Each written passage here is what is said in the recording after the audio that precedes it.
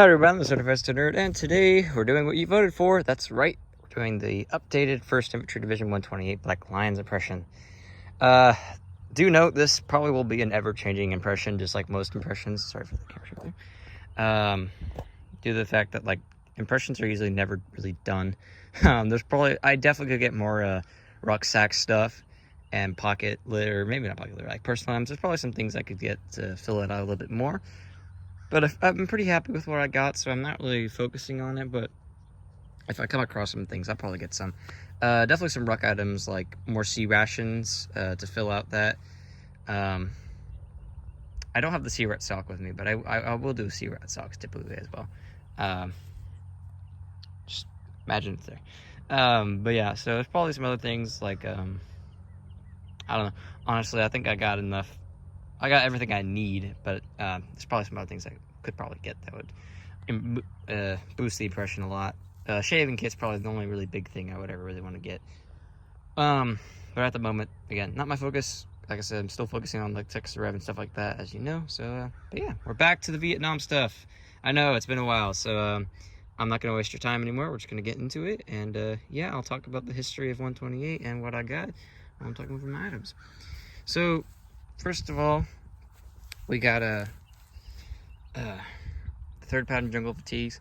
So 1st Infantry Division, and then we have the 128 Black Lions. So it's the 1st battalion of the 28th Infantry Regiment. There was also the 2nd Battalion, which they have a book written about them. I'll put it up because I forget the name, but I do have the book, really good book. It goes through the entire history of the 2nd Battalion, but it's not the 1st Battalion. And they have a lot of really good photos in there too. But yeah, so Black Lions. We do this because an Army vet who did early war long-range reconnaissance patrol for the 128 in Vietnam, he owns a surplus store that I've gotten actually a lot of this stuff from. And so to honor him, we decided to do his battalion and his regiment, but the division we already had picked out. But yeah, so 1st Infantry Division was there from 65 to 70. Specifically, God, 128 was stationed in, I'll put up the name, but it's like something, Fook something. I forget, it's probably not spelled correctly, but yeah, 1st Infantry Division itself was primarily stationed northeast of Saigon, which is where all of them were stationed. So yeah, in that province. But yeah. Sorry for ranting, but gotta get the history up first. So these are my 3rd Pattern Jungle Fatigues, and I'm actually really happy with this, even though these have gone through a lot. You can see all the patch marks of where patches used to be, although I'm not mad because it actually makes it more accurate, because I portray a squad leader, because in my unit, I am the squad leader for my unit. So I would have been in Vietnam for a while, so this is my 69, 68 impression-ish. So in 67, you know, probably wouldn't have the same fatigues, but let's just say I did, and somehow my fatigues lasted 2 years, even though they really wouldn't. So patches are taken off, which is common. So for 1st Infantry Division, when they got their clothes washed, it was kind of like in World War I, where you get mass washed and then put in a big pile, unless you paid for like private.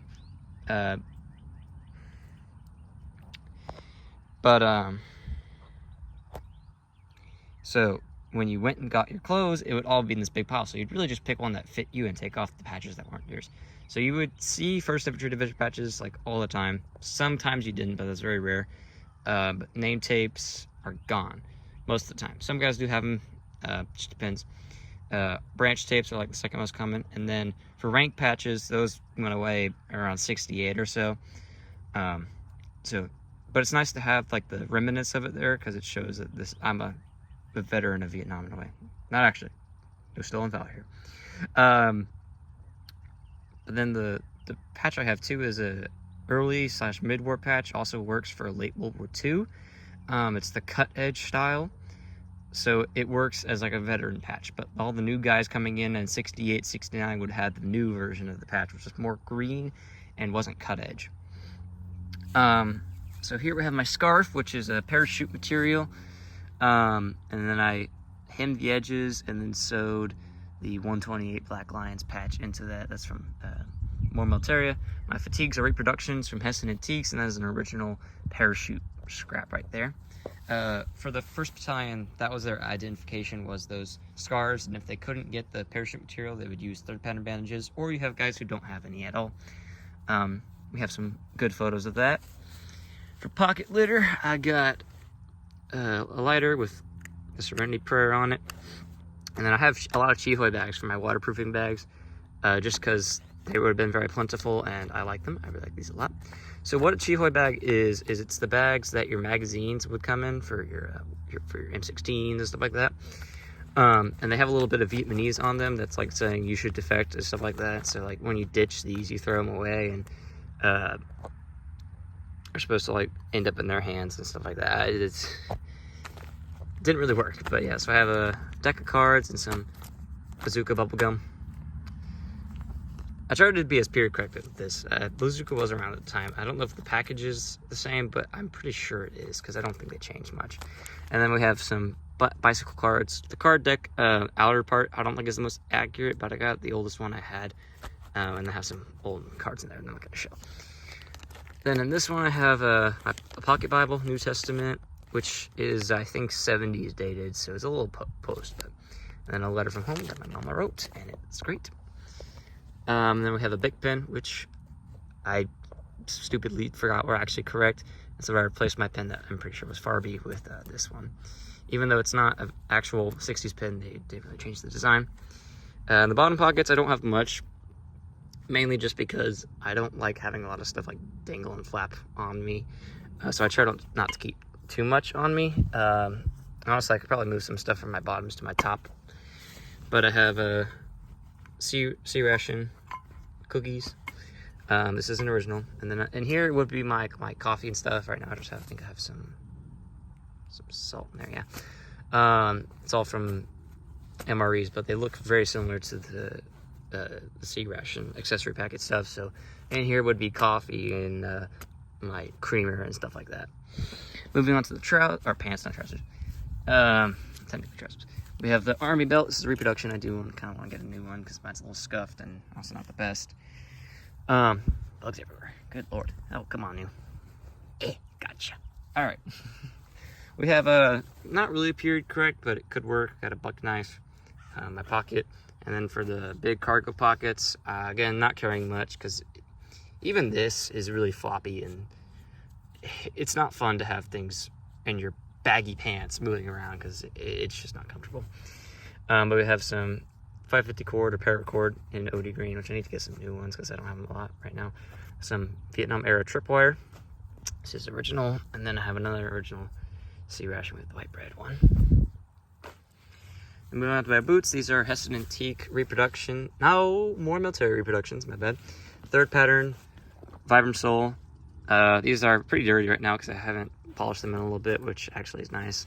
I've had these for about a year and they're starting to age well, starting to get the wear on the tips of the leather that you see on a lot of originals. The canvas is aging correctly and fading.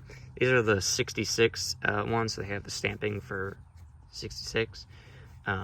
Later on, the dates would be put on the tongues, and then of course in 68, I think they implemented the metal insole.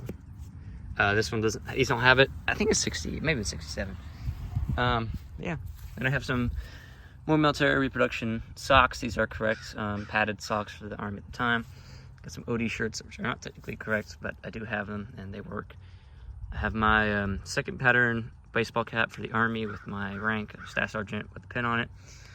Early war with these, I think you actually see a lot of battalion patches put on there since everyone has rank patches on their sleeves. So, but rank pins start getting put on it later in the war. I do need to get a 1st pattern. This is a 2nd pattern. 2nd patterns I don't think came out till 70. So here we have my very minty original M1 pot from Vietnam with an original Mitchell pattern camouflage cover, original band, which is technically post-war. Got a reproduction bug juice from Moores with actual bug juice in it. And then we have, it has a original P64 liner. I got a photo of me and my girlfriend in there. It's a pretty correct photo of us for the time, our period correct photo, which is I'm really happy about. This is something that I got for Christmas. This is my ERDL boonie. I actually use this for a recon platoon that we do for this unit. I have a whole Erdl set. Go watch that video if you want. And I will have an updated one hopefully soon about it. But yeah, so boonie hat. You do see some guys wear boonie hats, especially later in the war. They become a lot more common, even just in combat. A lot of guys start ditching the helmets. But you see these completely replace these. People hate these because these suck in the heat. They don't keep you cool. These do though. Boonies are a lot better and they keep the shade off you a lot better. And this is a Hessen Antiques reproduction. And then here we have my towel, which I use for carrying the hygiene items and stuff like that, as well as just for when it's hot, wet it, put it around your neck like I used to do in football. It's great. And it's what they did. Also just like a sweat towel, you can use whatever you want with it. I've got burn cream. I finally got the burn cream for my buddy. But yeah, so I got burn cream. And then I have a cheat hood bag with my hygiene stuff. So I have a period correct comb, period correct reproduction. This is original comb. This is reproduction period correct toothbrush. I don't think this toothpaste is technically correct, but it looks very old. And then I have some Elmari toilet paper, which is very similar to the CRAT accessory pack toilet paper, except that didn't have the printing on it. So honestly, I have the paper for this. I could make my own if I really want to, and I might. We have a period correct sewing kit. This is actually an army sewing kit. This soap box isn't technically correct, but I got an old Zest soap bar in there, which does me very well. And again, I don't think this box is technically correct, but it looks pretty correct, and it's nice for having a waterproofing your soap. I was 66 dated mess tin with some mess utensils. These weren't really actually used a lot in Vietnam. A lot of guys just ate their stuff out of their CRAT boxes, and they would use the CRAT spoon, but we use these since we don't have CRAT boxes, and we don't want to use those either way if we get them. So we have these for our food. Another sea ration. This one's broken into and rusted through and is leaking on my hand. Then we have dog tags. These are period correct dog tags. They're reproductions that I have stamped with all the correct information for me. So I have last name, first name, RA, which I think is Army, and then a serial number, blood type, and then my religion, Protestant, underneath that.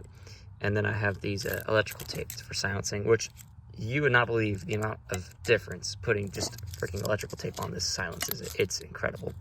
Got a little wooden cross on here, as well with a P38 can opener that's starting to get rusty. I have my more military reproduction USGI watch.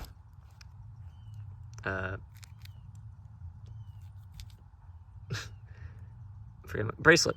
This is a bracelet my girlfriend gave me. It's not really correct, but I like to wear it because it looks kind of correct, and I wear a bracelet from my girlfriend. So yeah. Oh, I am running. Wow. Okay. I'm sorry. This is a yap fest. This video is gonna be way longer than it needs to be. Here's my equipment, M56 Army style.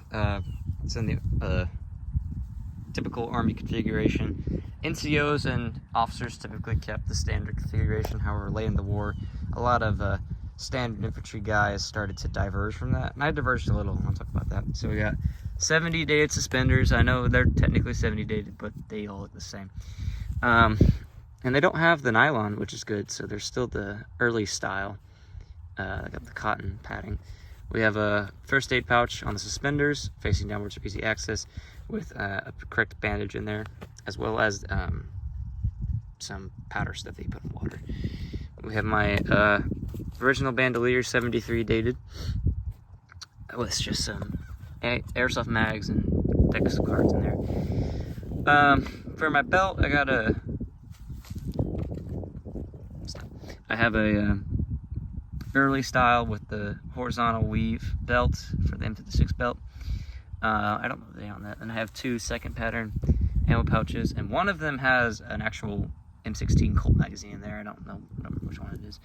Then we have some grenades. These are dummy grenades. I repainted this one. Those were repainted. And then we have another first aid pouch / compass pouch. And this one actually has a compass in it. A lot of first aid guys and all the guys in general actually carried two of them. one on the suspenders, one on the belt. This was a commonplace. If not, it would just be on the belt, in between the buckle and the ammo pouch. 2 canteen pouches, got a second pattern, first pattern. I thought it would be pretty good for a 68, 69 to have a second pattern and a first pattern. And the first pattern is a little broken, but that works since a lot of guys would just be stuck with what they were given. So that kind of works there. Original canteens, and in here I have an original cup. I think it's dated 65.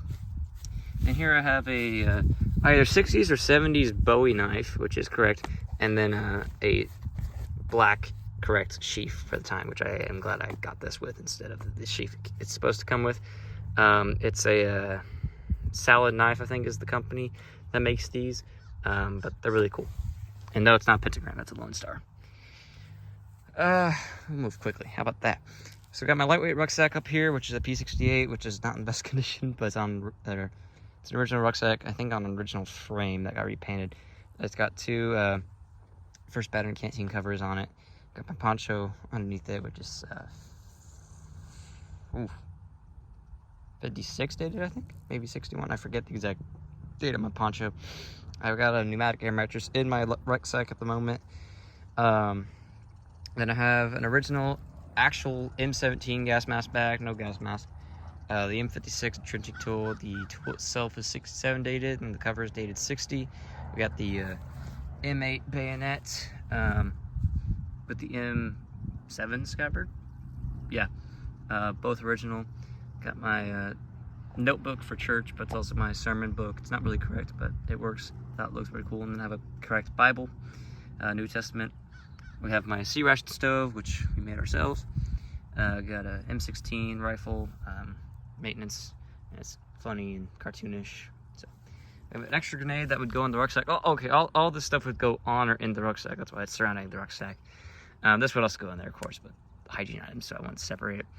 I have the later era external M16 cleaning kit. Why I have that is that's going to eventually be replaced with an XM 177E1, which a lot of squad leaders and radio men would have later on in the war, which is the carbine variant of the M16, which is basically the grandfather of the M4. Then we have this 1966 dated Hunter's gun magazine manual, and I feel really bad because it used to be in a lot better condition than it is now, and I stuffed it in my lightweight and it got ripped, and I feel really stupid about it. But still really cool because it has it's original, and I feel stupid, but yeah. I have original stakes. We have a 67 dated squad leader's guide, which you probably wouldn't carry in the field, but I just wanted to show it off, and who knows, maybe someone did. Then we have my M16, which is an airsoft M16, cool license, with a now apparently an unissued original sling. But yeah, alright, we're gonna be quick. I'm gonna show you what it looks like on me. I just realized I forgot to talk about my M65. So this is my M65 jacket dated 1967. This would have been used in cold weather, up in the mountains, and also for rain protection, because the poncho is not the best for that. It's very baggy and not very nice to wear a kit with, so a lot of guys would just use M65s, and they are really good for rain protection. Okay, now let's go see what it looks like on me.